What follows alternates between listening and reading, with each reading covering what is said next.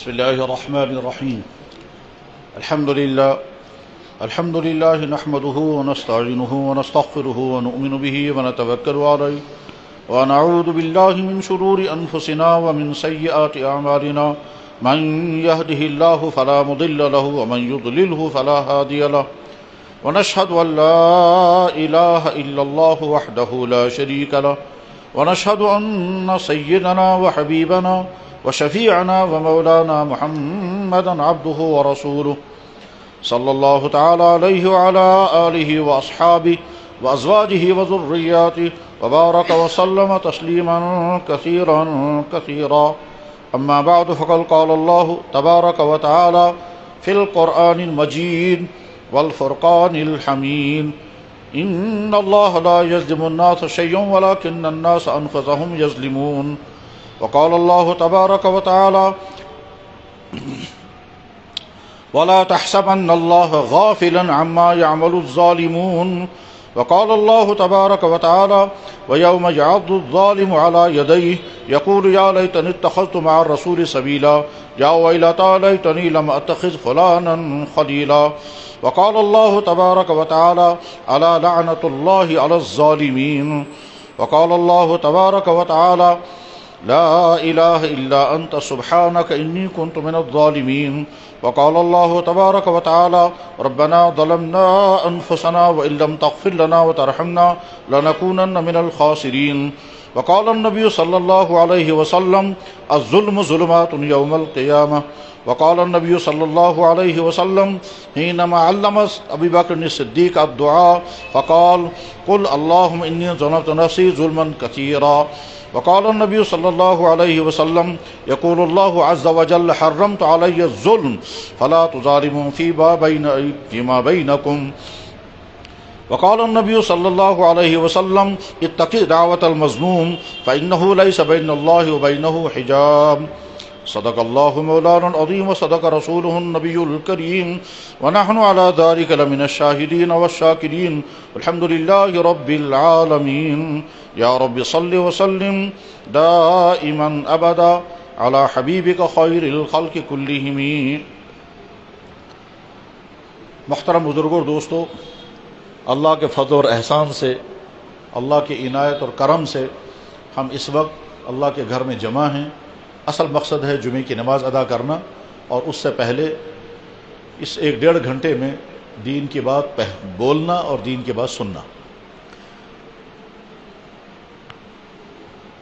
اللہ تعالیٰ شانہ اس وقت اس گفتگو کو بولنے والے کے لیے بھی اور سننے والے بھائیوں کے لیے بھی، اور جہاں تک بھی یہ بات پہنچ سکے وہاں تک ہر سننے والے بھائی کے لیے مفید سے مفید تر بنائے. کسی بات کے مفید ہونے کے لیے چند چیزوں کا ہونا ضروری ہے. ان میں سے بولنے والے کا مخلص ہونا ضروری ہے، اور ایسے ہی سننے والوں کا طلبگار ہونا ضروری ہے. اگر سننے والے طلب کے ساتھ، ارادے کے ساتھ اور اس جذبے کے ساتھ نہیں سنیں گے کہ جو کچھ کہا جائے گا اس کو ہم یاد رکھیں گے، محفوظ رکھیں گے اور اپنے اوپر اپلائی کرنے کی کوشش کریں گے، تو قیمتی سے قیمتی بات بھی انسان کے لیے فائدہ مند نہیں ہو پاتی. سننے والے میں طلب ہوتی ہے تو کہنے والے کی طرح طرح کی کمیوں کے باوجود سننے والا فائدہ اٹھا لیتا ہے، اور سننے والے میں طلب نہیں ہوتی ہے تو کہنے والا بہت عمدہ سے عمدہ بات کہہ جاتا ہے، مگر چونکہ سننے والے میں طلب نہیں تھی اس لیے فائدہ نہیں ہو پاتا. حسن اتفاق میں کل جب سبق پڑھا رہا تھا بخاری شریف کا، تو اس میں حدیث آئی. اللہ کے نبی علیہ الصلوۃ والسلام کو مبارک ارشاد ہے بخاری شریف کتاب العلم میں. اللہ کے نبی نے فرمایا میری مثال بارش کی جیسی ہے. آپ نے فرمایا مثل ما بعثنی اللہ من الہدی والعلم کمثل الغیث. میری مثال بارش کی طرح ہے. بارش زمینوں پر برستی ہے، جو زمین زرخیز ہوتی ہے وہ بارش کو لے لیتی ہے، پھر طرح طرح کی چیزیں اگا دیتی ہے. اور ایک زمین ایسی ہوتی ہے جو بنجر ہوتی ہے، اس میں بارش اترتی ہے لیکن وہ زمین سے کچھ نہیں نکلتا. وہ بارش کو بھی اپنے اندر جمع نہیں رکھ پاتی اور خود اگا بھی نہیں پاتی، نہ خود بارش سے فائدہ اٹھایا اور نہ دوسرے انسانوں کے لیے. اور ایک زمین ایسی ہوتی ہے کہ جو پانی کو اپنے اندر جمع تو کر لیتی ہے، خود بیچاری سوکھی رہتی ہے لیکن دوسرے مخلوقات کو بارش سے فائدہ ہو جاتا ہے. مثلا آلاب ہے وہ خشک ہے، بارش برس گئی، یہ پانی جمع ہو گیا، اور جمع ہونے کے بعد انسانوں نے بھی فائدہ اٹھایا، جانوروں نے بھی فائدہ اٹھایا، زمینوں کو پانی اس سے سیراب کیا گیا، پانی جب تک تھا تب تک فائدہ اٹھایا گیا، پانی ختم ہو گیا، زمین بیچاری کچھ رہ گئی۔ تو 3 قسم کی مثالیں آپ نے دی کہ زمینوں 3 قسم کی ہوتی ہیں، بارش برسے گی، زمین زرخیز ہوگی، قسم قسم کی چیزیں اگا دے گی، قسم نمبر 1۔ قسم نمبر 2، زمین پانی کو اپنے اندر جمع رکھے گی، خود تو کوئی فائدہ نہیں اٹھا پائے گی تالاب کی شکل میں، لیکن دوسروں کو فائدہ پہنچا دے گی۔ اور قسم نمبر 3، وہ والی زمین کی جس پر بارش برسی وہ بنجر تھی، بارش پانی برس گیا اور برسنے کے بعد چلا گیا، وہ زمین ویسی کی ویسی صدیوں سے ہے، آئندہ ویسی رہے گی۔ آپ نے فرمایا میں اپنا دین پیش کر رہا ہوں، ایسے بھی لوگ ہوں گے میرے دین کو سنیں گے، قبول کریں گے، جذب کریں گے، عمل کریں گے، دوسروں کو فائدہ پہنچائیں گے، اور ایسے بھی لوگ ہوں گے کہ جو دین قبول کریں گے خود تو عمل نہیں کریں گے لیکن دوسروں کو فائدہ پہنچا دیں گے، اور ایسے بھی لوگ ہوں گے جو نہ قبول کریں گے نہ سنیں گے، محروم کے محروم رہیں گے۔ اللہ کرے یہ گفتگو بولنے والے کے لیے اور سننے والوں کے لیے مفید ہو، لیکن بولنے والے کے لیے بھی ضروری ہے کہ وہ اپنے اندر اخلاص پیدا کرے کہ مجھے اگر بولنا ہے تو اس لیے نہیں کہ مجھے کوئی شہرت چاہیے، کوئی واہ واہ سننی ہے، کوئی پیمنٹ لینی ہے، کوئی فیس لینی ہے، ایسا نہیں ہے۔ صرف اللہ کا جتنا دین تھوڑا بہت پڑھا یا سنا سیکھا ہے تو اللہ کے حضور تک پہنچ جائے، اور اس جذبے کے ساتھ کہ ہم بھی عمل کرنے والے بنیں اور سننے والے بھی عمل کرنے والے بنیں، اور جب انسان عمل کرتا ہے اس کے فائدے دنیا اور آخرت میں یقینی ہیں، یقینی اور طے۔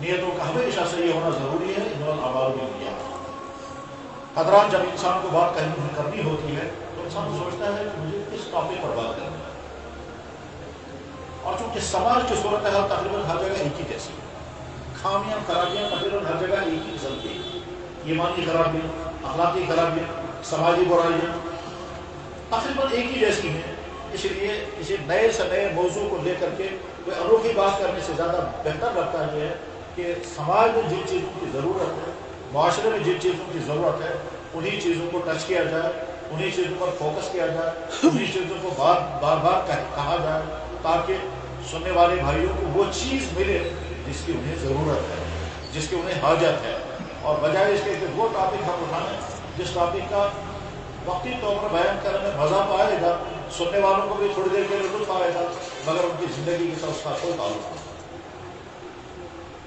ہو سکتا ہے کسی نہ کسی طرح سے وہ مفید ہو، مگر بہرحال سننے والے ڈاکٹر وہی بہتر ڈاکٹر ہے جو پیشنٹ کے بیماری کو ٹریس کرے اور پھر بیماری کا علاج کرے۔ اس وقت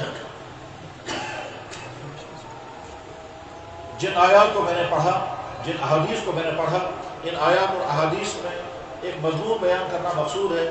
میں سوچتا رہا، بار بار ذہن میں آتا رہا کہ مجھے کیا چیز بیان کرنی چاہیے، تو کبھی نئے نئے موضوعات ذہن میں آتے ہیں، اور کبھی خیال آتا ہے کہ نئے موضوعات کے بجائے ہمارے سماج میں، ہمارے مسلمان بھائیوں کے مختلف طبقات میں جن چیزوں کی ضرورت ہے انہی چیزوں کو مجھے بیان کرنا چاہیے۔ انہیں کو سوچ کر کے ایک مضمون ذہن میں آیا ہے، اور اسی کے متعلق میں نے آیتیں پڑھی اور احادیث پڑھی، اور وہ آیات اور احادیث سامنے رکھ کر کے اب اگلی بات سمجھنی ہے۔ اس وقت یہ گفتگو جو ہے وہ تقریباً سمجھ اب 4 پورشنوں میں ہوگی۔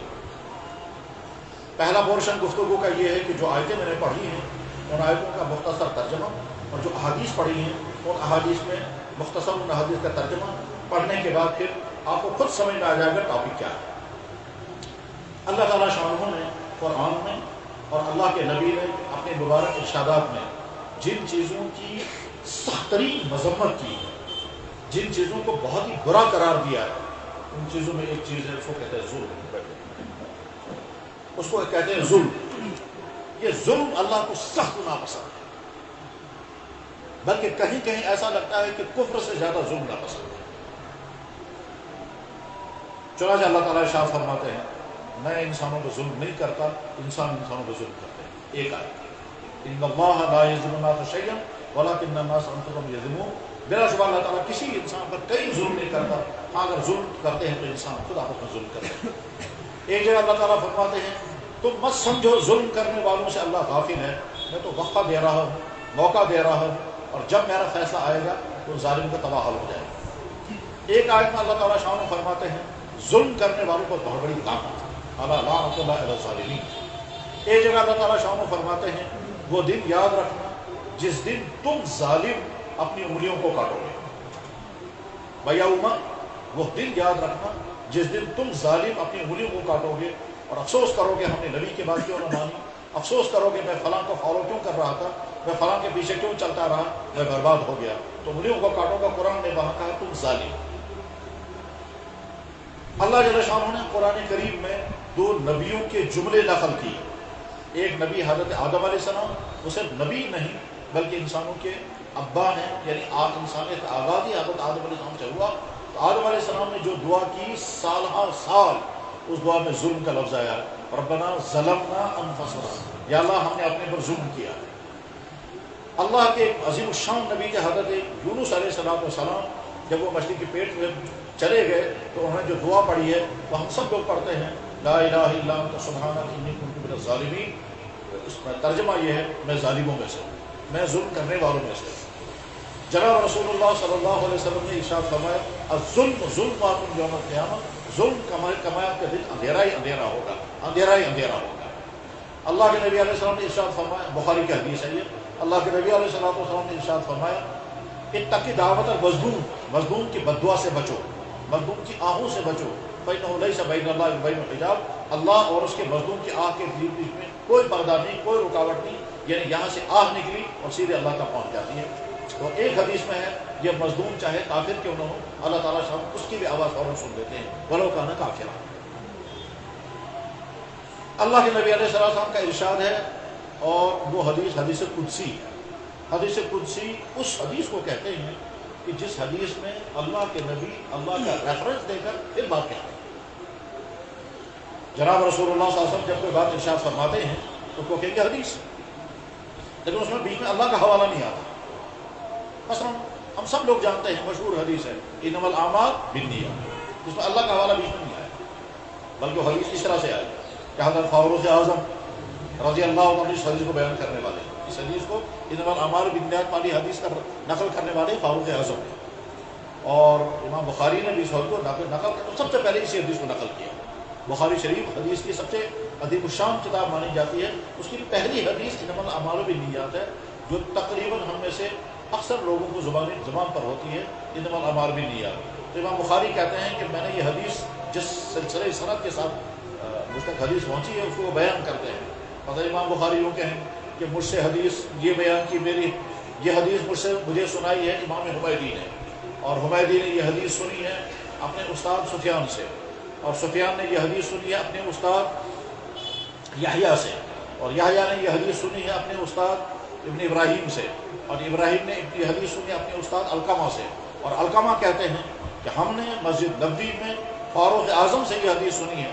فاروق اعظم رضی اللہ عنہ ممبر پر کھڑے ہو کر بیان کر رہے تھے کہ اللہ کے نبی علیہ السلام نے ارشاد فرمایا انما الاعمال بالنیات، اس میں اللہ کا حوالہ بیچ میں نہیں ہے، اس کو کہتے ہیں حدیث۔ لیکن ایک حدیث ہوتی ہے حدیث قدسی، اس حدیث قدسی میں حضور پہلے اللہ کا حوالہ دیتے ہیں، اللہ یوں کہتا ہے پھر آگے بات ہے، اس کو کہتے ہیں حدیث قدسی۔ تو حدیث قدسی میں اللہ کے نبی علیہ السلام نے ارشاد فرمایا، کیا فرمایا؟ یقول اللہ فرماتے ہیں حرمت علی الظلم، میں نے اپنے پر ظلم حرام کر رکھا، اپنے اوپر ظلم حرام کر رکھا۔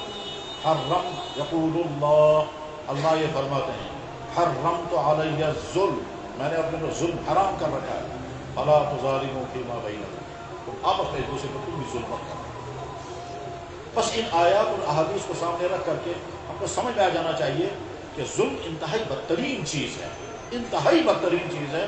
اللہ کسی بھی حال میں ظلم کو نہ پسند کرتے ہیں نہ برداشت کرتے ہیں، چاہے ظلم کی جو بھی قسم ہوگی۔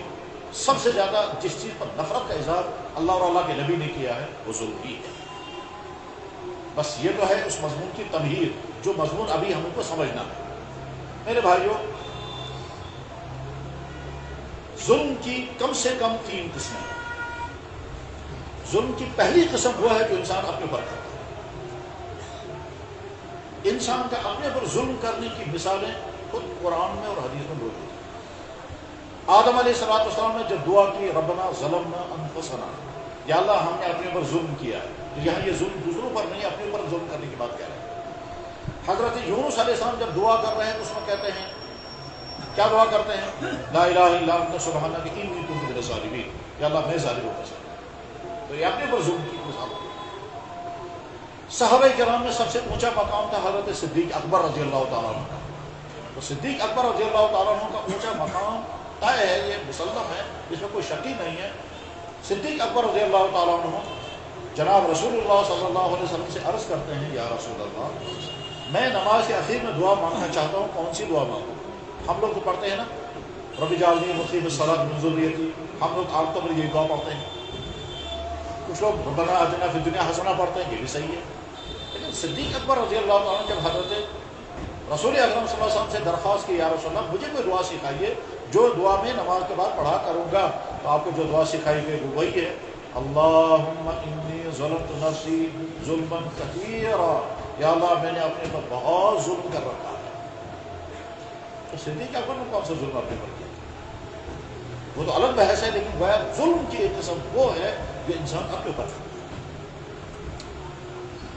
اپنے اوپر ظلم کرنے کی کے سلسلے میں مجھے بس آخری بات کی کہنی ہے، اس کے بعد آگے اگلی بات آئے گی۔ قرآن میں اللہ تعالیٰ شاہ ارشاد فرماتے ہیں کہ تم ظالم قیامت کے دن اپنی انگلیوں کو کاٹو گے۔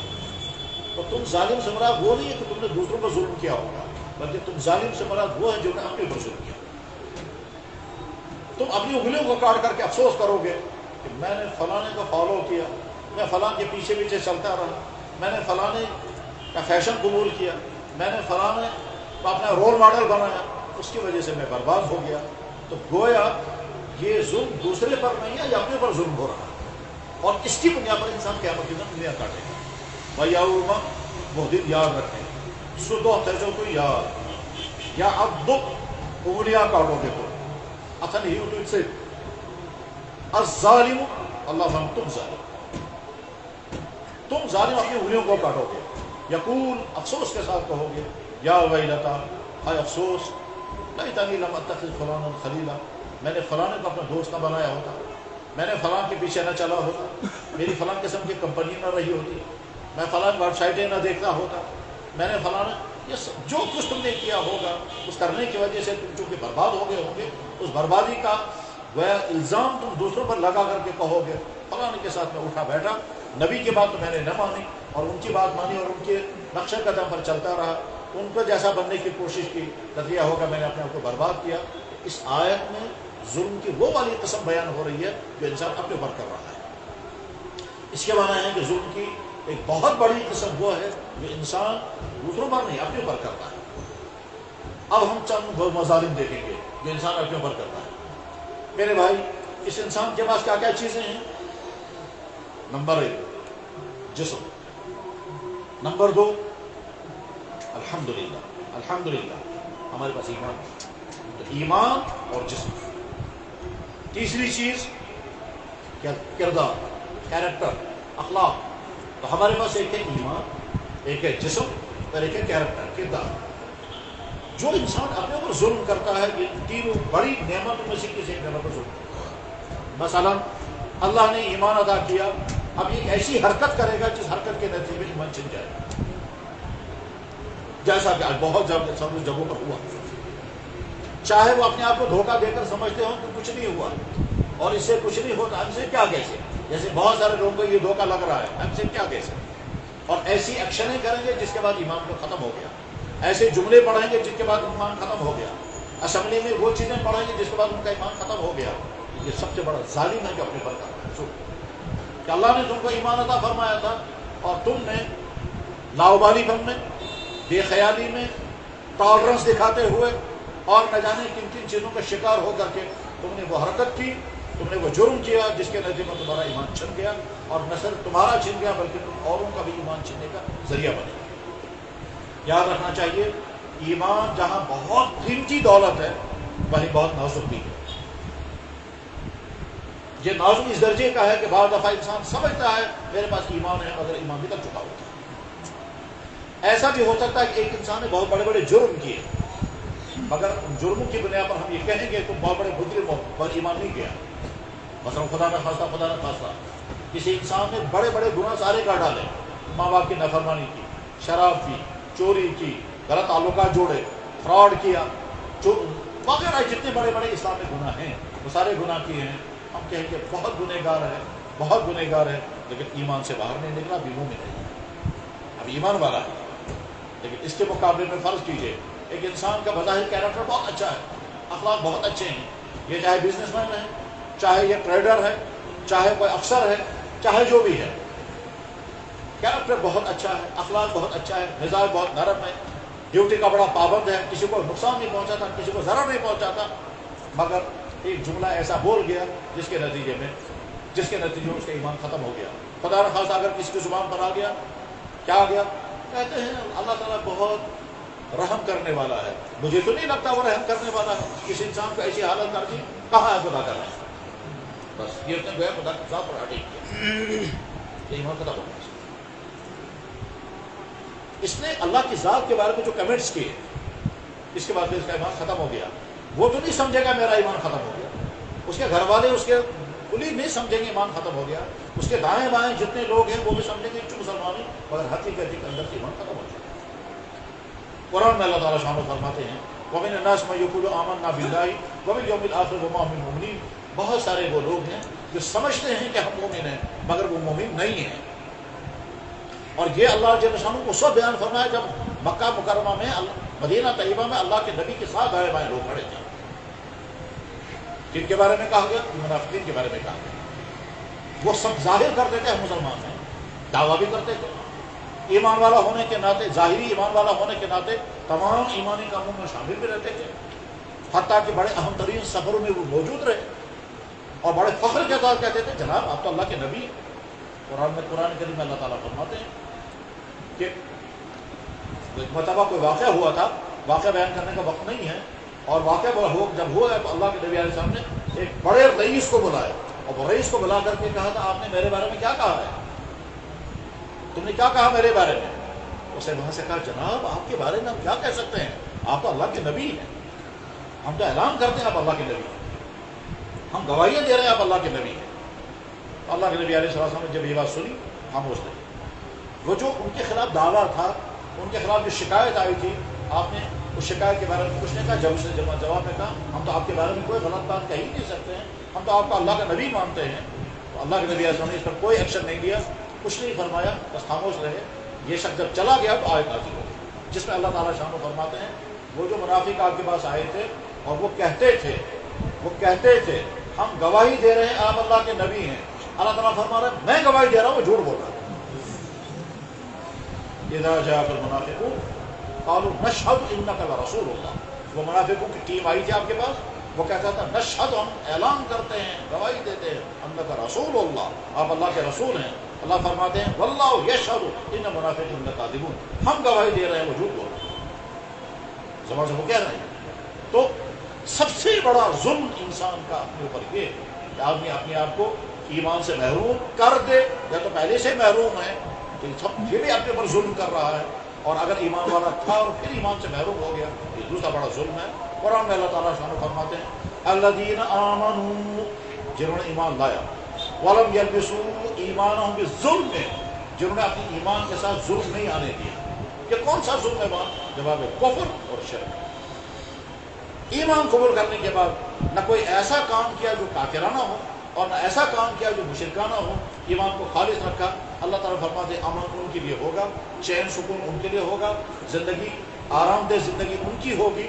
اور اگر ایمان کے ساتھ یہ غلطی کی جب یہ آیت نازل ہوئی ہے، جن لوگوں نے ایمان قبول کیا اور انہوں نے اپنی ایمان کے ساتھ کسی ظلم کی آمیزش کو شامل نہیں ہونے دیا، ان کے لیے امن ہوگا. تو صحابہ کرام سوچنے لگے یا رسول اللہ، انہوں نے جنرل ظلم بنا دیا. انہوں نے کہا یا رسول اللہ اس سے تو کوئی بھی نہیں بچا ہوا ہے، ہم سڑک پر چل رہے ہوں پاؤں کے نیچے چوٹی آ گئی، یہ بھی تو ظلم ہے. کبھی تیز کلامی ہو جاتے کسی کو ڈانٹ دیتے، وہ بھی تو ظلم ہے. تو ہم میں سے کوئی بچا ہوا نہیں. اللہ کے نبی علیہ السلام نے فرمایا اس آیت میں ظلم سے مراد کفر و شرک. دوسری آیت پڑھی آپ نے ان الشرک لظلم عظیم، بخاری میں حدیث موجود ہے. اس دنیا میں سب سے بڑا ظلم جو اپنی عمر انسان کرتا ہے وہ یہ کہ اپنے آپ کو ایمان سے محروم رکھا، یہ پیشانی اللہ کے علاوہ کسی اور کے سامنے جھکائی، اور یا پھر ایمان اللہ نے عطا فرمایا تھا تو ایسی حرکت کی جس حرکت کے نتیجے میں آدمی اس ایمان کی دولت سے محروم ہو گیا. اور مزید خرابی یہ ہے کہ آدمی کو پتہ بھی نہیں ہے کہ میں ایمان سے محروم ہو چکا ہوں.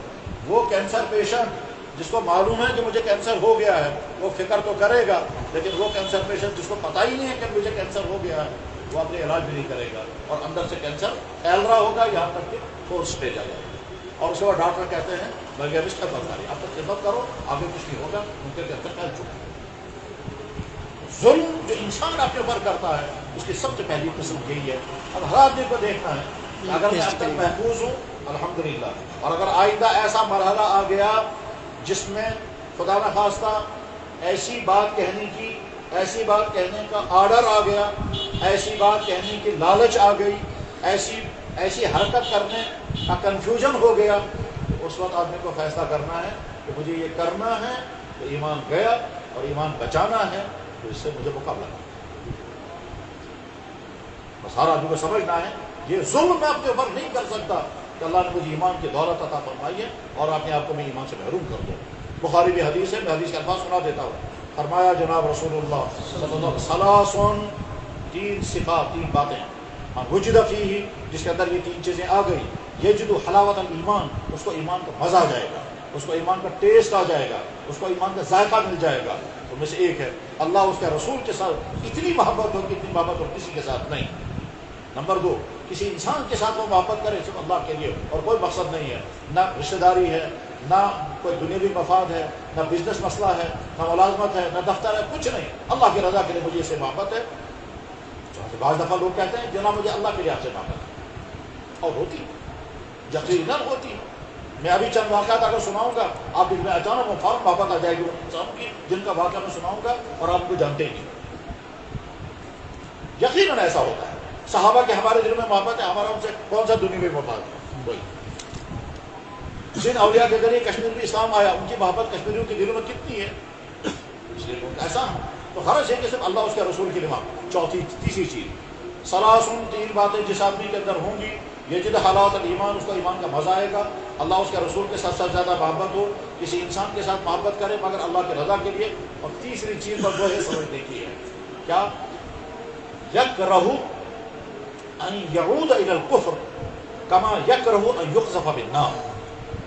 کفر کی طرف جانا اس کو اتنا برا لگتا ہو، کفر کی طرف جانے کی اس کے دل میں اتنی نفرت ہو جیسے آگ میں گرنے کی نفرت ہے. جب تمہاری حالت یہ ہوگی تو تمہیں ایمان کا ٹیسٹ آئے گا. آگ میں گرنے کے لیے کوئی تیار نہیں ہوتا، حتیٰ کہ جو مکمل پاگل انسان ہے وہ ہر طرح کی غلطیاں تو کرے گا، آگ میں کبھی نہیں گرے گا. وہ ننگا ہو جائے گا، وہ کیچڑ چاٹے گا، وہ آپ کو گالیاں دے گا، وہ کچھ بھی کر سکتا، وہ برف میں بیٹھے گا، وہ کچھ بھی کر، وہ ننگا بھی ہو جائے گا. وہ پاگل ہے، مینٹلی پاگل ہے. جو مکمل پاگل ہوگا وہ ساری غلطیاں کرے گا لیکن آگ میں کبھی نہیں گرے گا. آگ کی نفرت ایسی سخت نفرت ہے جو پاگل کو بھی ہے اور بچوں کو بھی ہے. بچے کو صرف ایک مرتبہ بتانا یہ آگ ہے. میں نے خود اپنے بچوں کا تجربہ کیا، جب ان کو بخاری کے نزدیک لے جا کر کے گھر بھی خبردار اس سے نزدیک نہیں جانا، بس اس کو کبھی نہیں نزدیک. آگ کی نفرت انسان کی فطرت میں اللہ نے رکھی.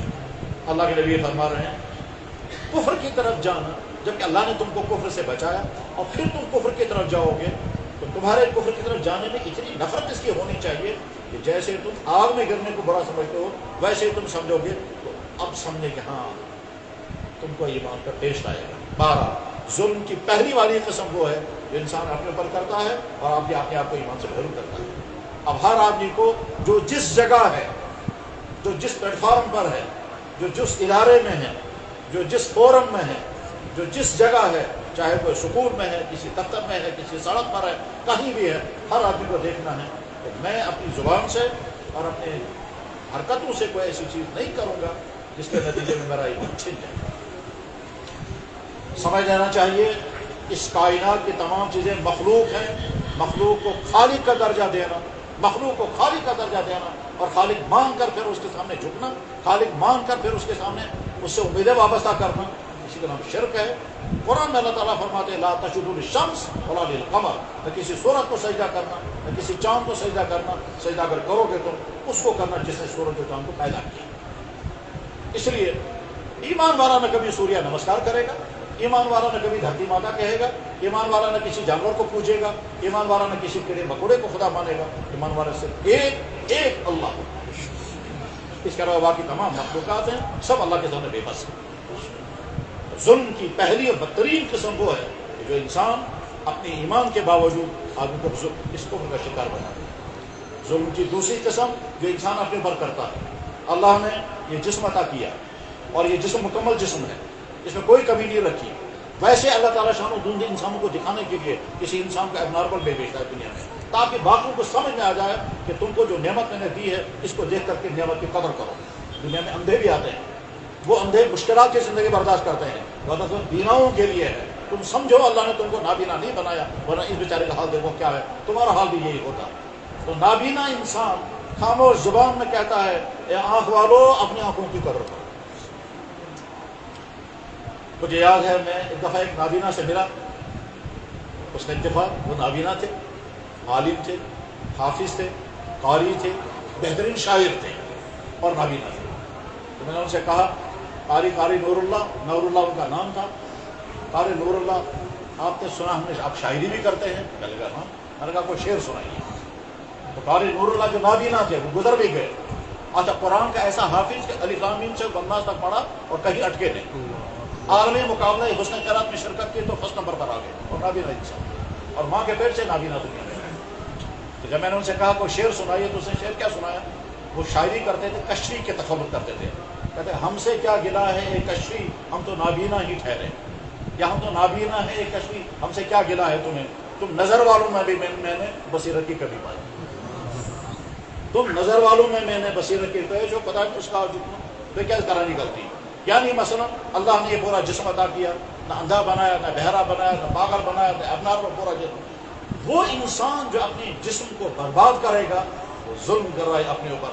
لہذا ڈرگس، غلط تعلقات، افیئرس، غلط چیزیں کھانا، اپنی صحت کو برباد کرنے کی جتنی سی حرکتیں ہیں تو سب اس ظلم میں آتی ہیں۔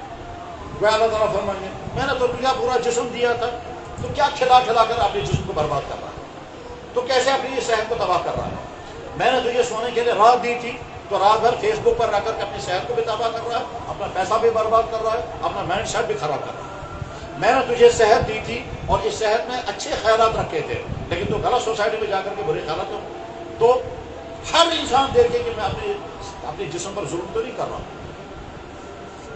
دنیا میں انسان سموکر بن کر نہیں آیا، دنیا میں انسان شرابی بن کر نہیں آیا، دنیا میں انسان ڈرگس کرنے والا بن کر کے نہیں آیا۔ اسی دنیا میں انسان یہ ساری چیزیں اور ظلم کرتا ہے اپنے اوپر۔ یہ اپنے اوپر ظلم کی دوسری بدترین قسم ہے کہ انسان اپنی صحت کو تباہ کرتا ہے۔ چنانچہ جو لوگ ان تباہی خرابیوں کا شکار ہو گئے، جب آپ ان کو دیکھیں گے اور ان کی حالت دیکھیں گے تو اس وقت سمجھ میں آتا ہے اب تو اس کی زندگی بھی برباد اور اس کی آخرت تو ہے ہی برباد، کیونکہ وہاں کے لیے کچھ کر نہیں سکے گا۔ وہاں کے لیے اگر کچھ کر سکتا تھا تو یہ کر ہی نہیں سکتا، زندگی سے برباد ہو گئی۔ یہ بوجھ بن جاتا ہے اپنے والدین کے لیے، اور یہ بوجھ بن جاتا ہے بعد میں چل کر کے اپنی بیوی بچوں کے لیے۔ وہ خاتون جو مجھے فون کر کے پوچھتی ہے مجھے نہیں معلوم تھا میرا شوہر ان خرابیوں کا شکار ہے، اب کیا لگے وہ نہ جانے کیا کھاتا ہے، نہ جانے کیا پیتا ہے، اس کے منہ سے جھاگ نکلتی ہے، وہ بے ہوش گر جاتا ہے، اس کے اندر نامردیت بھی ہے اور وہ غلط تعلقات بھی اس کے منہ ہیں، ان تمام خرابیوں کا شکار بقات مصیبت پھنسے۔ کس بقات صاحب یہ خاتون کہتی ہے وہ اس شخص نے اپنے اوپر وہ ظلم کیا ہے، جس ظلم کے نتیجے میں یہ اپنے لیے بوجھ بن گیا، اپنے گھر والوں کے لیے بوجھ بن گیا، اپنے ہونے والی بیوی کے لیے اور ہونے والے بچوں کے لیے بوجھ بن گیا۔ مجھے لڑکا فون کر کے کہتا ہے کیا اجازت مل سکتی ہے کہ ہم اپنی باپ کو زہر دے کر مار دیں؟ کیوں؟ کہنے لگا آپ کو زندگی ہو گئی اس کی برائیاں دیکھتے دیکھتے، اور ان برائیوں میں کیا کیا برائیاں ان میں سے ایک شراب پینا نہیں۔ غرض یہ کہ اللہ نے یہ جسم ہمیں عطا فرمایا ہے، یہ ہمارے پاس امانت ہے، یہ ظلم اس جسم پر ظلم مت کرو۔ انسان اپنی آنکھوں کا غلط استعمال کر رہا ہے یا اپنی آنکھوں پر ظلم کر رہا ہے، انسان اپنے کانوں کا غلط استعمال کر رہا ہے یا اپنے پر ظلم کر رہا ہے، انسان غلط چیزیں اپنے پیٹ میں بھر رہا ہے، اس پر ظلم کر رہا ہے۔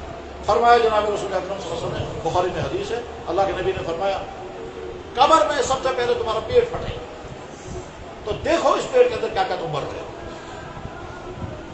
ایک جگہ فرمایا گیا کہ انسان اپنے پیٹ کی بدبو سے اتنا تنگ آئے گا کہ اور کسی چیز سے تنگ نہیں آئے گا، مگر چونکہ قبر میں جان نہیں ہوگی اس لیے بدبو سے دو، ورنہ انسان کے جسم میں اس قدر بدبو، اور فرمایا یہ ساری بدبو جس معدے کے ذریعے سے تمہارے اندر بدبو پیدا ہو جائے گی، دیکھتے رہو اس معدے میں تم کیا بن رہے ہیں۔ وہ انسان جو اپنے آپ کو حرام دولت کھلا رہا ہے وہ ظالم، وہ انسان وہ جوان جو اپنی جوانی کو غلط کاموں میں استعمال کر رہا ہے وہ ظالم ہے اور ظلم کر رہا ہے اپنے اوپر۔ اللہ فرما رہے تم اپنے کو ظلم مت کرو، میں نے تو تمہارا پورا جسم دیا ہے، اس میں کوئی کمی میں نے نہیں رکھی، کوئی کمی نہیں رکھی۔ ہمارے یہاں ایک بزرگ تھے، ان بزرگ نے دیکھا ان کے پاس وہ کشمیری اخروٹ لے کر کے گیا، اس نے بچے سے کہا اخروٹ توڑ کر کے لاؤ، اور بچے نے سوچا آپ کہاں توڑنا، اور دانتوں سے توڑنے لگا، انہوں نے کہا استغفر اللہ استغفر اللہ، بھائی اللہ نے دانت دیے ہیں، دانتوں سے اخروٹ توڑنا دانتوں پر ظلم ہے۔ غرض یہ کہ اپنے جسم کا غلط استعمال اور اپنے جسم کو غلط چیزیں استعمال کروانا یہ ظلم ہے، اس ظلم سے اپنے آپ کو بچاؤ۔ وہ نوجوان جو ان تمام خرابیوں سے بچے ہوئے ہیں وہ شکر پڑھیں، اور اگر کوئی نوجوان اس طرح کی کسی خرابی میں مبتلا ہو چکا ہے تو آج توبہ کر لیں اور اپنے جسم پر ہونے والے اس اپنے ظلم سے اپنے آپ کو بچائیں۔ اور اگر آپ بچانے میں کامیاب ہو گئے تو آپ کی اگلی زندگی ٹھیک ہوئے، اور اگر آپ نے آپ کو بچانے میں کامیاب نہیں ہوئے تو سمجھ لیں اس وقت جوانی کے جوش میں آپ کچھ دنوں تک کرتے رہیں گے اور آگے آپ کا کار پہ گھٹنے بیٹھ جائیں گے، آپ کسی کام کے قابل نہیں رہیں گے۔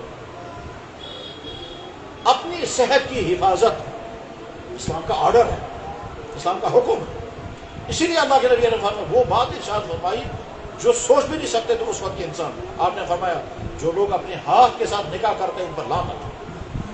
سمجھ میں آ جانا چاہیے اس کا مطلب کیا ہے۔ یہ جوانی کے جوش انسان اپنے اوپر قابو نہیں رکھ پاتا ہے اور یہ ظلم اپنے اوپر کرتا رہتا ہے، اور آگے چل کر کے یہ نابرد ہو جاتا ہے، کیونکہ جب آگے جب نکاح ہوتا ہے جس نے اپنے آپ کو پہلے ختم کر چکا ہوتا ہے یہ کسی قابل نہیں رہتا، تو اپنی جوان اپنے جسم پر ظلم کرتا ہے۔ رات بھر آپ اپنی آنکھوں کو فیس بک پر چلاتے رہیں گے، یہ آنکھ پر ظلم ہو رہا ہے، یہ آپ اپنے کانوں پر ظلم کر رہے ہیں۔ جب آپ رات بھر میوزک سنیں گے، ڈانس دیکھیں گے، اس کے معنی یہ ہے کہ آپ اپنی جوانی کو ظلم کر رہے ہیں، کیونکہ جوانی چاہتی ہے تو میرے لیے رات کو آرام کا وقت ہے، کل کو آپ کو یا تو پڑھنا ہے یا جاب کرنا ہے یا بزنس پہ جانا ہے، لیکن آدھی رات تک جگہ اپنے اوپر جگہ کر کے رہے گا، بے فائدہ کاموں میں جگہ کر رکھا تو ظلم کی دوسری قسم یہ ہے۔ اور ظلم کی تیسری قسم اللہ نے ہم کو کردار ادا کیا، یہ کردار پاکیزہ کردار ہے، اس کردار میں کوئی خرابی نہیں ہے، نہ ہم شرابی، نہ ہم سموکر، نہ ہم بری عادتوں والے، نہ ڈانسر، ان تمام خرابیوں سے بچے ہوئے ہیں۔ اب جب ان میں سے کسی خرابی کا شکار ہو جائیں گے اور کسی چیز کی عادت لگ جائے گی، اس کے معنی ہے کہ ہم اپنے کیریکٹر کو برباد کر رہے ہیں۔ مجھے کل کسی لڑکے نے فون کیا، کہنے کا فرمائیے، کہتا ہے بہت میں مسئلہ پوچھ سکتا ہوں؟ میں نے کہا پوچھ سکتے ہیں۔ کہتا ہے جی ناراض تو نہیں ہوگا؟ میں نے کہا نہیں، سب پوچھتے ہیں، آپ بھی پوچھیں، کیا ناراضگی کی بات ہے؟ کہنے لگے تھوڑی سی نامناسب بات ہے۔ میں نے کہا کوئی حرکت، پوچھو کیا کہنا ہے؟ کہنے لگے جی میرے کسی کے ساتھ غلط افیئر چل رہے ہیں۔ میں نے کہا انا للہ و انا الیہ راجعون۔ اب کیا ہے؟ کہنے لگے میں نے کہیں آپ کا بیان سنا، اب میں توبہ کرنا چاہتا ہوں، مگر میں سوچتا ہوں کہ ایسے دل پھٹ رہا ہوں، چھٹی کسی کا دل توڑنا ٹھیک نہیں ہے۔ میں نے کہا اب کیا کہنا چاہیں؟ کہنے لگے میں کنٹینیو کرنا چاہتا ہوں کیونکہ اگر نہیں کروں گا تو اس کا دل ٹوٹے گا۔ انا للہ و انا الیہ راجعون۔ شیطان تم کو کہاں چکڑوں میں پھنسا رہا ہے؟ تم ارادہ کر رہے تھے توبہ کرنے کے، شیطان نے ایک ایسی بات تم کے ذہن میں ڈالی جس کا مقصد یہ اس جال میں سے نکلنا نہیں چاہیے۔ میرے بھائیوں میں صاف صاف کہنا چاہوں گا، آپ میں سے جو جوانی کی زندگی گزار رہے ہیں اس وقت، اپنی جوانی یعنی صحت اور اپنے کردار کی حفاظت کر لیں۔ اگر آپ اپنی جوانی کو بچانے میں کامیاب ہو گئے، آج کی اس گندی سوسائٹی میں اگر آپ اپنی جوانی کو بچانے میں کامیاب ہو گئے، آپ بہت بڑے میڈل کے مستحق ہیں، اور دنیا میں آپ کو کوئی میڈل دینے والا نہیں ہے، حتیٰ کہ آپ کے ماں باپ نہیں، آپ کے سکول والے نہیں، آپ کے ادارے نہیں، آپ کو میڈل دیتا ہے جناب محمد رسول اللہ، اور حدیث میں جوان کے متعلق ہے۔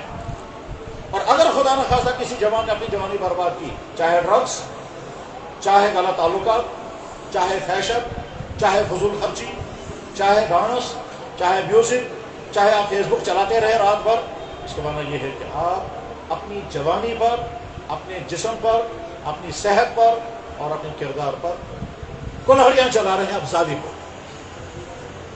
اور اس ظلم کا پتہ اس وقت نہیں چلے گا، آگے چل کر کے پتہ چلے گا، لیکن اس وقت آپ اپنے آپ کے ظلم کی نقصانات سے نکال نہیں پائیں گے۔ آپ ظلم کے نقصان کا شکار ہو چکے ہوں گے، اس وقت آپ اپنے آپ کو بچا نہیں پائیں گے۔ عجیب عجیب کہانیاں سامنے آتی ہیں، آدمی حیران ہوتا ہے. مجھے یاد آیا پچھلے ہفتے مجھ سے 2 آدمی ملے, 2 میاں بیوی ملے. کیا لگے آپ کو تعجب ہوگا, ہم تقریباً 10-12 سال پہلے آپ سے کانٹیکٹ میں تھے. میں نے کہا مجھے یاد نہیں. کیا لگے یہ لڑکا اس وقت پروفیسر کہتا ہے 10-12 سال پہلے جب میں نے کہا تھا میرے اس کے ساتھ افیئر چل رہے ہیں, آپ نے اس وقت سختی سے کہا تھا یہ حرام ہے. میں نے کہا مجھے نہیں یاد. کیا لگا آپ نے سختی سے کہا تھا اس وقت یہ حرام ہے یا ناجائز ہے, مگر ہم نے اپنے آپ کو بچایا نہیں یہاں تک کہ ہماری شادی ہو گئی. اب بچے بھی 2 ہیں. اب یہ دونوں میاں بیوی ایک دوسرے کے خون کے پیاسے. میں نے وہ جو کہانیاں تمہاری تھی میں تیرے بغیر جی نہیں سکتا اور تیرے بغیر میں ایک زندگی کا ایک لمحہ گزار نہیں سکتا, وہ کہانیاں کہاں گئی؟ اب کیوں ایک دوسرے کے خون کے پیاسے ہو گئے؟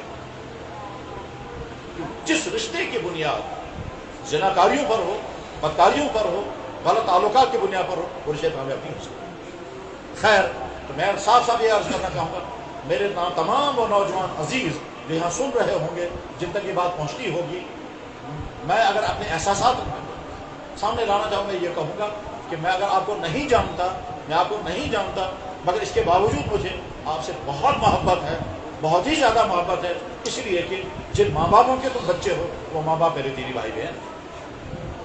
تمہاری ماں میں نہیں جانتا مگر وہ میری دین کی بہن ہے. تمہارے باپ جن کو میں نہیں جانتا مگر وہ میرے دینی بھائی ہیں.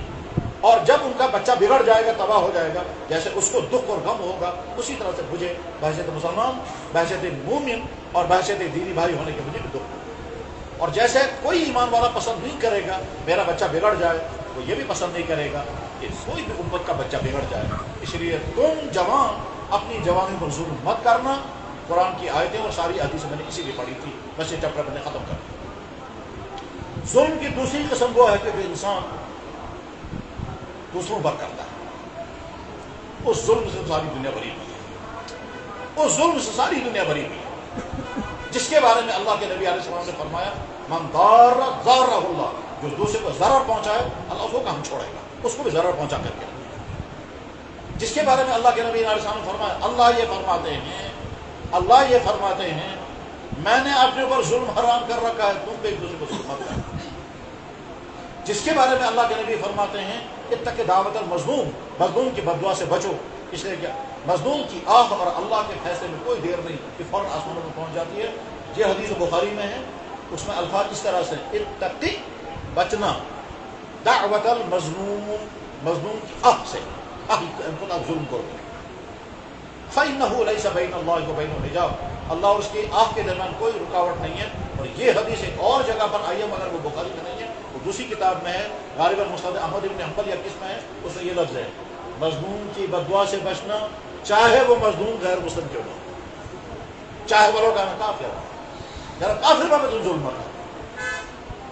اس سلسلے میں ہمارا دین کہاں تک پہنچتا ہے کہ اللہ اکبر. ایک دفعہ ایک صاحب مجھے ملے, کیا لگے جناب میں یہ ڈسکشنوں میں جاتا ہوں اور وہاں غیر مسلم لوگ ہمیں کہتے ہیں تم ہمیں کافر کہتے ہو اور یہ کہتے ہو وہ کہتے ہو. تو میں نے کہا اچھا میں ایک حدیث سناتا ہوں, آپ اس آپ نے ڈسکشن میں حدیث کو بولو. کیا لگے کیا؟ میں نے کہا جناب رسول اللہ صلی اللہ علیہ وسلم نے فرمایا, لیکن کیا فرمایا وہ بعد میں سننا, پہلے سمجھو.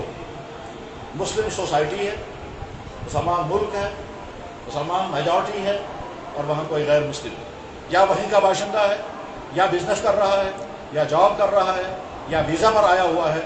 مسلم میجارٹی کے اندر ایک غیر مسلم ہے. یہ مسلمان یہ سمجھیں ایک غیر مسلم ہے, جو چاہے اس کے ساتھ کر سکتے ہیں, اس کی جان کو, اس کے مال کو, اس کی عزت کو نقصان پہنچائیں کہ ہمیں بہت کچھ ہے, کیونکہ اکثریت ہماری ہے. اس ماحول میں اس غیر مسلم پر یہ جو زیادتی ہو رہی ہے, اس زیادتی کے متعلق اب سنیں آپ اللہ کے نبی کیا فرماتے ہیں. فرمایا جناب رسول اللہ صلی اللہ علیہ وسلم نے, اگر مسلمان اس طرح کی غیر مسلم پر زیادتی کرے جس کی میں نے شکل بتائی, جو شکل میں نے بتائی اس کو ذہن میں رکھیں, ٹھیک, مسلمان کا میجارٹی ہے, غیر مسلم یہاں یا تو ویزا پر آیا ہوا ہے یا یہیں کا باشندہ ہے, اس کے باشندہ اور یہیں کا رہنے والا ہے, یہاں کا سٹیزن ہے. مسلم مسلمانوں کی اکثریت ہے, مسلمانوں کا ماحول ہے یا مسلمانوں کا ملک ہے, اور یہ اس غیر مسلم پر ظلم کریں, اس کے جانی ظلم, اس پر مالی ظلم کریں, تو اللہ کے نبی علیہ السلام کیا فرما رہے ہیں, قیامت کے دن میں اللہ کے بارگاہ میں کھڑے ہو کر عرض کروں گا یا اللہ ان مسلمانوں نے اس غیر مسلم پر ظلم کیا, اور میں اس غیر مسلم کی طرف کھڑا ہو جاؤں. یہ انسان جو سن رہا تھا آسمان میں نے کہا اللہ کے نبی لیے بات. غرض کسی دوسرے پر ہم سے کوئی ظلم نہیں ہونا چاہیے. لہذا والدین اپنی اولادوں پر ظلم نہ کریں, اولادیں اپنے والدین پر ظلم نہ کریں, شوہر اپنی بیویوں پر ظلم نہ کریں, بیویاں اپنے شوہروں کے حق تلفیاں نہ کریں, بھائی اپنے بھائیوں پر ظلم نہ کریں, دکاندار اپنے کسٹمر پر ظلم نہ کریں, کسٹمر دکاندار پر ظلم نہ کریں, افسر اپنے ماتحتوں پر ظلم نہ کریں, کلیگ اپنے کلیگوں پر ظلم نہ کریں, پڑوسی پڑوسیوں پر ظلم نہ کریں, وکیل کلائنٹس پر ظلم نہ کریں, ڈاکٹر پیشنٹوں پر ظلم نہ کریں, ادارے اداروں پر ظلم نہ کریں, قومیں قوموں پر ظلم نہ کریں, ملکوں پر ظلم نہ کریں. اسلام کا میسج یہ ہے, کوئی کسی پر ظلم نہ کرے. اللہ کے نبی یہی چاہتے تھے. جناب رسول اللہ صلی اللہ علیہ وسلم نے جو سوسائٹی کھڑی کی تھی, اس سوسائٹی میں کوئی کسی کو ظلم کرنے والا نہیں تھا, کوئی کسی کو ظلم کرنے والا نہیں تھا. اور اس سوسائٹی کے نقشے اگر دیکھنے ہوں گے تو صدیق اکبر, فاروق اعظم, عثمان غنی اور حضرت علی کرم اللہ تعالیٰ وجہ رضی اللہ تعالیٰ عنہ کے نظام حکومت کو دیکھیں, کوئی کسی پر ظلم کرنے والا نہیں, کوئی کسی پر ظلم کرنے والا نہیں. عجیب عجیب واقعات ہیں جو اس انسانی بستی میں انوکھے واقعات ہیں, عجوبے ہیں. حضرت فاروق اعظم امیر المومنین تھے, امیر المومنین, اور آدھی دنیا میں حکومت چل رہی تھی. ایک دفعہ مدینہ طیبہ کے ایک جنگل سے گزر رہے تھے, وہاں جنگلات تو نہیں ہیں, وہاں صحرا, تو مدینہ طیبہ کے صحرا سے گزر رہے تھے. اتفاق سے ان کا غلام جو ساتھ تھا وہ پیچھے رہ گیا یا وہ آگے چلا گیا, تو آگے دیکھا ایک آدمی بکریاں چرا رہا ہے. اس بیچارے کو نہیں معلوم یہ امیر المومنین ہے. تو حضرت امیر المومنین فاروق اعظم نے سوچا اس کو چیک کرو, چاچا تشریف لے گئے, فرمایا بھائی صاحب میں مسافر ہوں, بھوکا ہوں, مجھے بکری کا دودھ نکال کر پلا دو.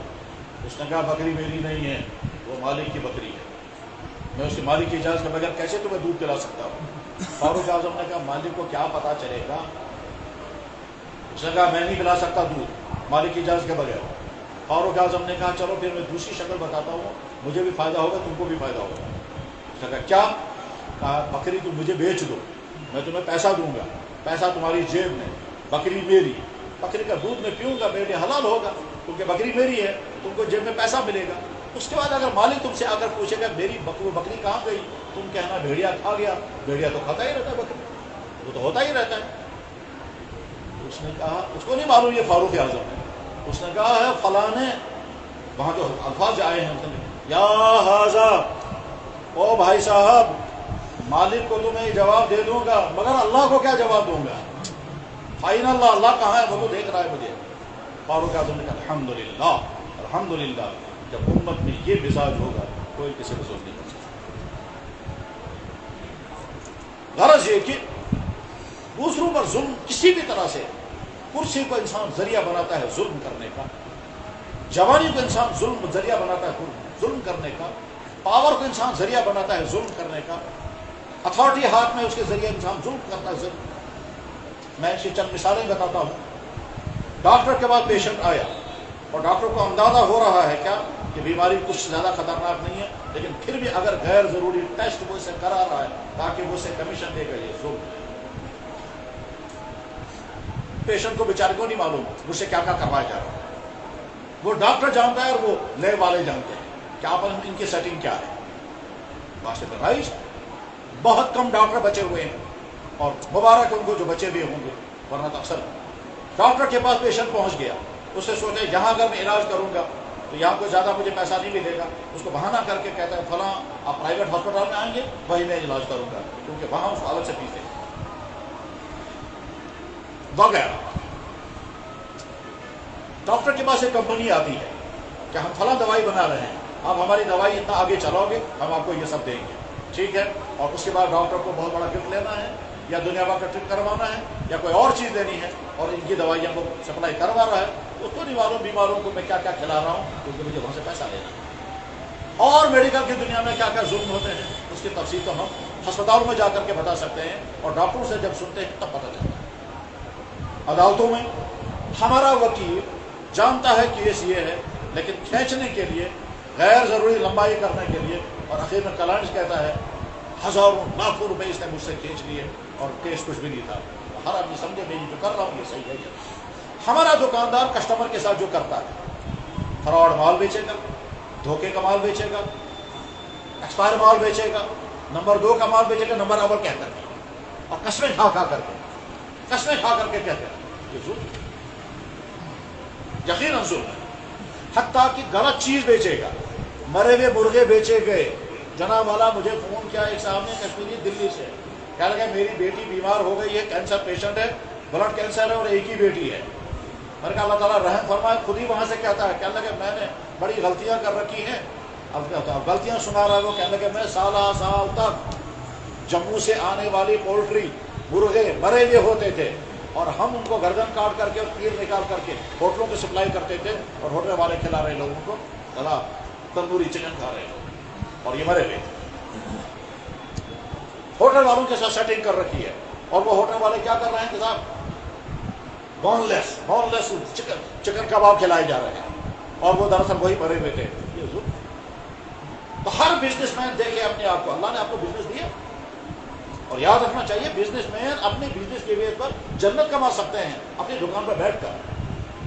جناب رسول اللہ صلی اللہ علیہ وسلم کیا فرمایا جناب رسول اللہ صلی اللہ علیہ وسلم نے التاجر الصدوق الامین مع النبیین والصدیقین والشہداء کہ تجارت بزنس مین امانت داری دیانتداری کے ساتھ اگر بزنس کرے گا قیامت کے دن نبیوں کے ساتھ ہوگا یہ شہید۔ یاد رکھیں بے شمار ملک وہ ہیں جن ملکوں میں اسلام پھیلا ہے تاجروں کے ذریعے سے، وہاں کوئی عالم نہیں گیا، وہاں کوئی جہاد نہیں ہوا، وہاں کوئی دعوت نہیں گئی، تاجر گئے بہترین تجارت انہوں نے کی امانت داری کے ساتھ اور وہاں کے لوگ مسلمان ہو گئے۔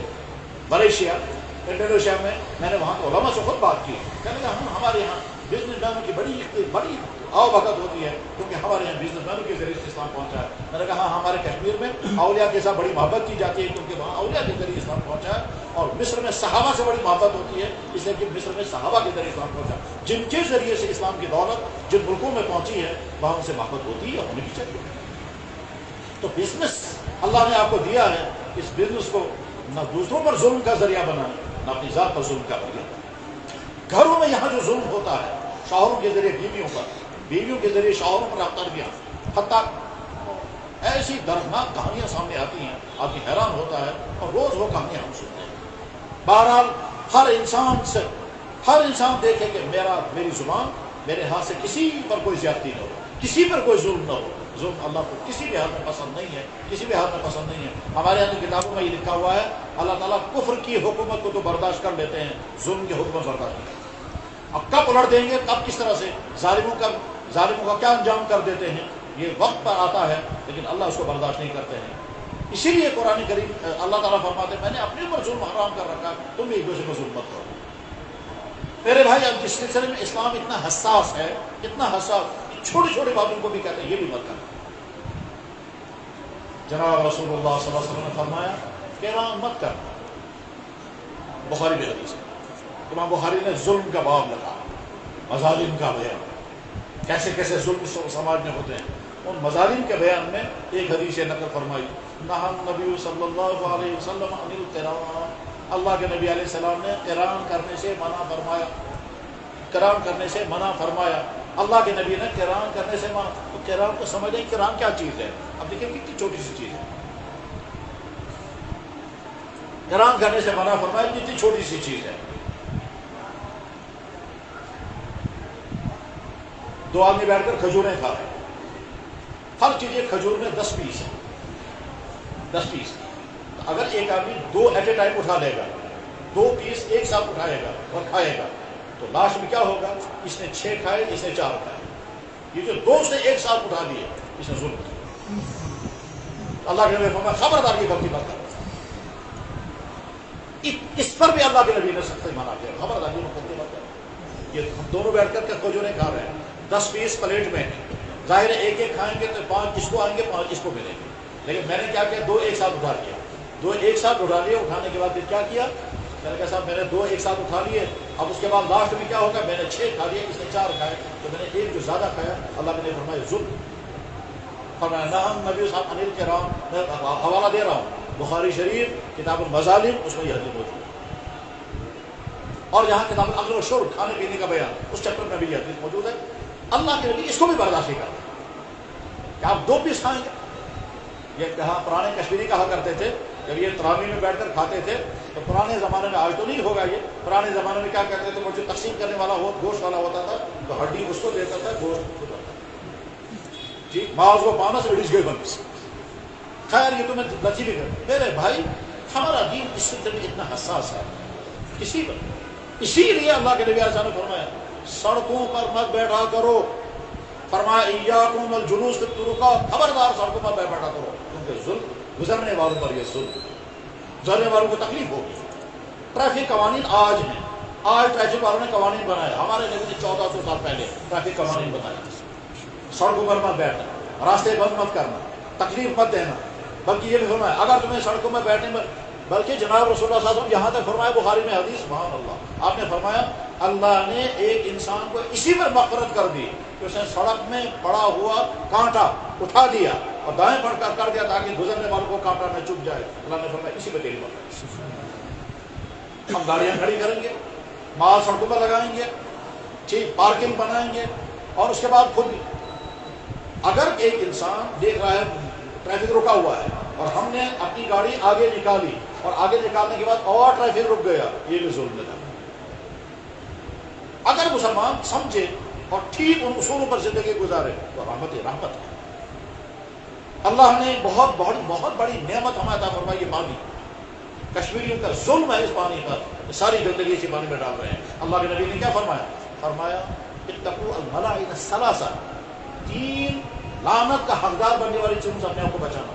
ان 3 کام غلطیوں سے اپنے آپ کو بچانا جس کی وجہ سے تم پر لعنت آ جائے گی. اور ان میں سے ہے دراز فی الطریق، راستوں میں پاخانہ کرنا، وفی الماء، اور پانی میں پاخانہ کرنا. جناب والا یہ جہلم، یہ ڈل آپ کو معلوم نہیں ہوگا شاید، اور اگر نہیں معلوم ہے تو پڑھیں جا کر کے. ایک زمانہ تھا ڈل میں 300 قسم کی مچھلیاں تھیں کیونکہ پانی صاف تھا، اور آج مشکل سے 3 قسم کے باقی ساری ختم ہو گئی کیونکہ سارے ہوٹلوں کا اور سارے ہاؤس بوٹوں کا سارا گندا پانی اسی میں جاتا ہے. تو پانی آلودہ ہو گیا. آلودہ ہونے کے نتیجے میں بہت بڑا سرمایہ ختم ہو رہا ہے. یہ جہلم جس جگہ سے نکلتا ہے اس پانی کی اتنی ویلیو ہے، اتنی قیمت ہے کہ جہانگیر بادشاہ جب بیمار ہوا تھا، اور ڈاکٹروں نے اسے کہا تھا کہ آپ کو 6-7 گھنٹے پانی میں بیٹھنا ہے، تو ڈھاکہ سے لے کر کابل تک ان کی حکومت چل رہی تھی. حکیموں نے ڈیسائیڈ کیا کہ کشمیر کے پانی میں اس جہانگیر کو بٹھائیں گے، 6-7 گھنٹے وہاں سے احتیاط ہو جائے. چاہتے اس کو کشمیر لایا گیا اور یہاں ڈر میں اس کو بٹھایا کرتے تھے، اور کبھی وہاں ویل ناگ میں جا کر کے پانی میں یہاں تک بٹھاتے تھے. وہ تالاب جو ہے اسی لیے ہے. 6-7 گھنٹے جہانگیر بادشاہ یہاں پانی میں رہا. آج کے پانی کی صورتحال کیا ہے؟ ویری ناگ سے جہرم نکلتا ہے صاف شفاف اور ہماری بستیوں سے گزرتا ہے، پھر اسلام آباد، پھر اننت ناگ، پھر شہر سری نگر، پھر آگے سوپور. پانی کا کیا حال کر دیا گیا ہے، ظلم. اللہ کے نبی نے کہا لعنت آئے گی تم پر. چنانچہ سارا ڈرینیج اسی پانی میں ڈالا گیا. اللہ حفاظ نے فرمایا. کبھی کبھی سوچتا ہوں اگر پانی اللہ نے واپس لے لیا تو یہ پانی آئے گا ان خطوں کو دیکھے دنیا کے جن ملکوں میں پانی نہیں ہے. پانی نعمت ہے، پانی حیات ہے، پانی زندگی ہے. بیماریوں کے سیلاب کی بڑی وجہ یہ بھی ہے کہ یہی پانی یہاں کے باغوں میں، یہی پانی یہاں کے سبزیوں میں، اور اس کی وجہ سے بیماریاں آ رہی ہیں. اب کیا بات ہے جوان لڑکا کڈنی فیلئر، یہ کیا بات ہے کہ جوان لڑکے جو ہے ہارٹ پیشنٹ، یہ کیا جو بیماریاں بڑھاپے میں آتی تھیں وہ جوانیوں میں آ رہی ہیں. اس کی بہت ساری وجہوں میں سے ایک بڑی وجہ یہ ہے غلط غذائیں. اور وہ غلط غذائیں جیسے باہر سے آ رہی ہیں غلط غذائیں، وہ ابھی میں تھوڑا سا اس کو ٹچ کروں گا. وہ جو باہر سے غذائیں آ رہی ہیں، مثالوں میں ملاوٹ، گھی میں ملاوٹ، تیلوں میں ملاوٹ، دوائیوں میں ملاوٹ، حتیٰ کہ فراڈ دوائیاں ہیں اور بڑے مہنگے انداز میں پیکنگ بہت اچھی ہے. یہ سب ظلم ہے. اسی طرح سے یہ بھی ظلم ہے کہ ہم اس پانی کو گندا کریں اور یہی پانی ہماری سبزیوں میں لگے، ہمارے پھلوں میں لگے، اور وہ پھل جب ہم کھائیں گے تو بیماریاں پھیلیں گی. ایسا ہر ظلم اللہ کو برداشت نہیں ہے کہ ہم دوسروں کو کریں چاہے اپنے ذاتوں پر کریں. سڑکوں کے غلط استعمال کے نتیجے میں دوسروں کو جو تکلیف ہوتی ہے وہ ظلم. چاہے غلط استعمال کیسے؟ سڑکوں پر آپ کرکٹ کھیلیں گے، سڑکوں پر آپ ٹینٹ لگائیں گے، سڑکوں پر آپ ریڑے لگائیں گے، آدھی سڑکوں پر جام کریں گے، سڑکوں کو پارکنگ بنائیں گے. یہ ظلم کی قسم اسلام کو پسند نہیں کرتا. اللہ کے نبی 1400 سال پہلے فرمایا ایاکم، پرہیز کرنا، بچنا اس غلط سڑکوں پر جبرن قبضہ کرنا. جناب والا یہاں تک کتابوں میں لکھا ہوا ہے کہ نیشنل پارک جہاں سارے لوگ جا کر تفریح کے لیے بیٹھتے ہیں وہاں پالیتھین پھینکنا، گند مچانا یہ ظلم ہے. کیونکہ آپ چاہتے تھے یہاں صفائی، ٹھیک ہے، جب آپ گئے تب صفائی تھی، جب آپ یہاں سے اٹھ کے جا رہے ہیں آپ نے صفائی نہیں رکھی ہے، تو اس کا مطلب آپ کے بعد جو آنے والا ہے وہ کہے گا خبر دوں، اس کی بھی صفائی کرنی چاہیے۔ ہمارے یہاں کتابوں میں لکھا ہوا ہے کہ اگر آپ نے جو عوامی بیت الخلا ہے، اگر عوامی بیت الخلا آپ نے استعمال کیا تو جب آپ استعمال کر کے باہر نکلیں گے تو پورا اتنا صاف کریں کہ جب آپ گئے تھے جیسے آپ چاہتے تھے ویسا صاف اسی طرح سے آپ کے بعد آنے والا سمجھ لیتے تھا۔ اور یہاں کے لوگ یہاں جب عوامی بیت الخلا ہوتے ہیں وہ 2 یا 3 دن چلتے ہیں، اس کے بعد کوئی وہاں جانے کے قابل نہیں۔ کیوں؟ ہم نے ان پر ظلم کیا، اس کو خراب کیا۔ یہی وجہ ہے کہ جناب اڈوں میں لوگ ڈھونڈتے رہتے ہیں بیت الخلا کہاں کریں گے اور جا کر مسجدوں میں کرتے ہیں۔ بہرحال ظلم کی جتنی شکلیں ہیں ان تمام شکلوں سے اپنے آپ کو بچائیں، اور اپنے آپ کو بچانا ضروری ہے۔ اسی میں اللہ کے نبی اعظم فرمایا جانتے ہو تم غریب انسان کون ہے؟ صحابہ کرام نے کہا یا رسول اللہ جس کے پاس روپیہ پیسہ نہیں ہے وہ غریب ہے۔ آپ نے فرمایا نہیں، غریب وہ ہے جس کو ہے قیامت کے دن جب آئے گا کسی پر ستایا ہوگا، کسی کے پیسے ہڑپ کیے ہوں گے، کسی کو کچھ کیا ہوگا، اللہ تعالیٰ فرمائیں گے اس کو یہ دے دو، اس کو یہ دے دو، اس کو یہ دے دو، اور خالی ہو جائے۔ میرے بھائیوں، اپنی ایمان کی حفاظت اور سمجھیں ہم کس حالات میں اور خطرات کیا کیا ہے، اور اس ایمان کی حفاظت پر ذہن میں لائیں اور پڑھیں کہ ایمان کی دولت، اسلام کی دولت ہمیں کیسے آئی ہے۔ کون وہ اللہ کے نیک بندے تھے جن نیک بندوں نے اپنے ملکوں کو چھوڑا اور اپنے ملکوں کو چھوڑ کر یہاں اس کو اسلام میں آئے اور اسلام کی دعوت پیش کی، اور یہاں کے لوگوں نے اپنی رضامندی سے دین حق قبول کیا، دین حق قبول کیا۔ نہ ان پر کبھی کوئی پریشر تھا، نہ دباؤ تھا، نہ لالچ تھا، کچھ نہیں تھا۔ یہاں کے لوگوں نے اپنی رضامندی سے حق دین قبول کیا اور اپنے آپ کو دلدل سے، کفر و شرک دلدل سے نکالا۔ اب ایسا نہ ہو کہ ہم اپنی نادانی کی وجہ سے، اپنی کمزوری کی وجہ سے یا کسی غلط فہمی کی بنا پر اس ایمان سے ہاتھ دھو۔ اس میں بہت سارے لوگوں کو دھوکے لگ رہے ہیں، بلکہ نوبت بہت آگے تک جا چکی ہے اپنی ایمان کے۔ اور اگر کوئی آپ نے اپنی ایمان کی حفاظت کرنے میں کامیاب نہیں ہوا تو سب سے بڑا ظلم اس کا اپنی ذات پر ہوگا اور اس کے پر۔ نمبر 2، اللہ نے ہم کو صحت عطا کی ہے، اس صحت کی حفاظت کریں ورنہ تو اپنے کو ظلم۔ اللہ نے ہم کو کردار عطا کیا ہے، اس کی حفاظت کریں۔ پھر جن انسانوں کے ساتھ ہمارا لیزان ہے والدین کے ساتھ، لیزان ہے بیوی بچوں کے ساتھ، رہنا سہنا اپنے پڑوسیوں کے ساتھ ہے، اپنے کسی انسان کا کسی پر کوئی ظلم نہ ہو۔ انسان اپنے بھائی کو عدالتوں میں گھسیٹتا ہے اور وہاں اس کے ذریعے سے پیسہ کھینچ لیتا ہے، بلکہ ایسا بھی پایا گیا کہ صاحب بھائی نے بھائی پر ظلم کیا، عدالتوں میں کیس پہنچایا گیا، اور اس کے بعد پھر جتنا بھائی کا حق تھا اس سے زیادہ عدالت میں خرچ کیا اور بھائی کو اپنا حق نہیں دیا۔ حتیٰ کہ یہاں یتیموں کا مال کھا جاتے ہیں خود۔ میرے پاس ایک صاحب آئے، یتیم خانہ چلا رہے ہیں اور اپنے گھر میں یتیم بچہ ہے، وہ یتیم بچہ جو ہے اس کی پراپرٹی کو دبا رکھی ہے۔ وہ یتیم بچہ درخواست دے کر کے آ گیا کہ جناب چچا جان جو ہے وہ میری وراثت مجھے نہیں دے رہے ہیں۔ اب جب ان کے بلایا تو پتا چلا یہ تو یتیم خانہ چلا رہا ہے۔ یہ یتیم خانہ چلا رہے ہیں یا یتیم خانے کے عنوان پر ظلم ہو رہا ہے۔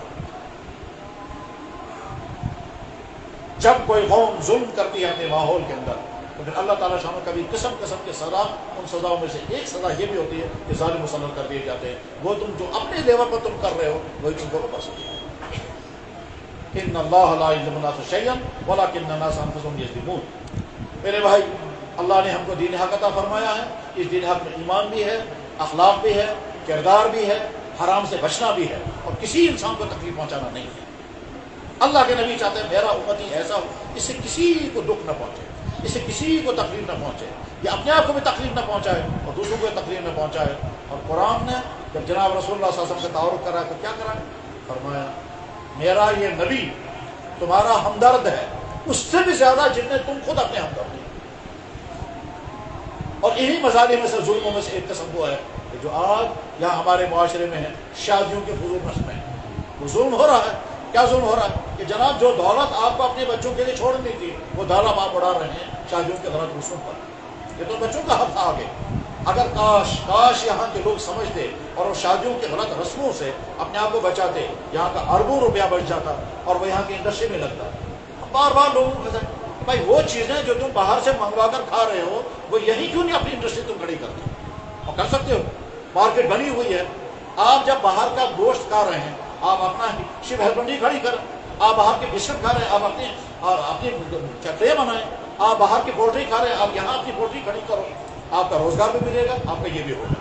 لیکن پیسہ اڑا رہے ہیں فضولیات پر, اور جب پیسہ آتا ہے گھر میں تو بنائیں گے بڑے بڑے مکان, 2 بوڑھے ہوں گے, 2 میاں بیوی ہوں گے, مکان ہوگا 15 فلور, مکان ہوگا 15 کمروں کا 3 فلور, اور ہر کمرے میں لاکھ لگے ہوئے ہوں گے, تو پیسے پر ظلم ہے.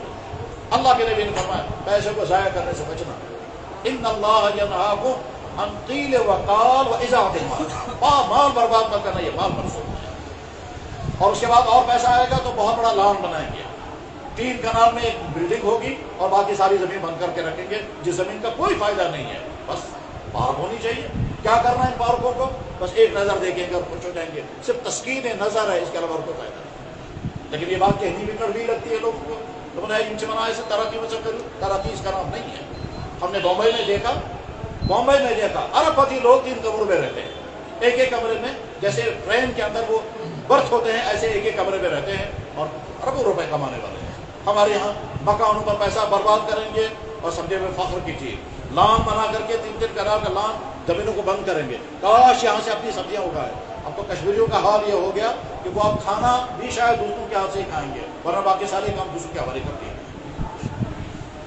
میرے بھائی, بیدار ہونے کی ضرورت ہے, اور بیدار ہونے کے معنی ہے کہ اپنا ایمان, اپنا کردار, اپنا اخلاق, اپنا بزنس, آپ جہاں ہیں آپ کے ذریعے ظلم نہیں ہونا چاہیے.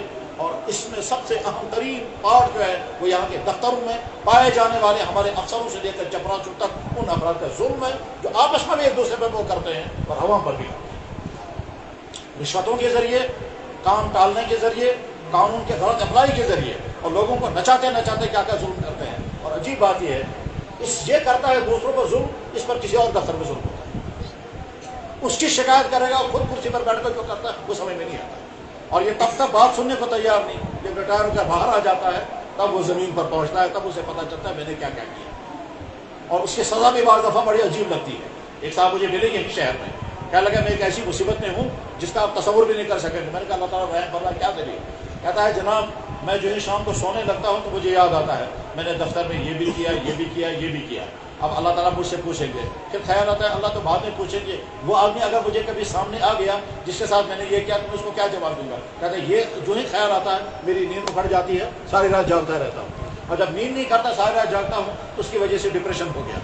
بس جو ہی شام کو سوتا ہوں یہی خیال آتا ہے. میں نے کہا ہاں یہ وہی ظلم ہے جو تم نے دفتر میں کیا ہے, اور اب اسی ظلم کی چھوٹی سی سزا اللہ نے تم پر مسلط کی ہے.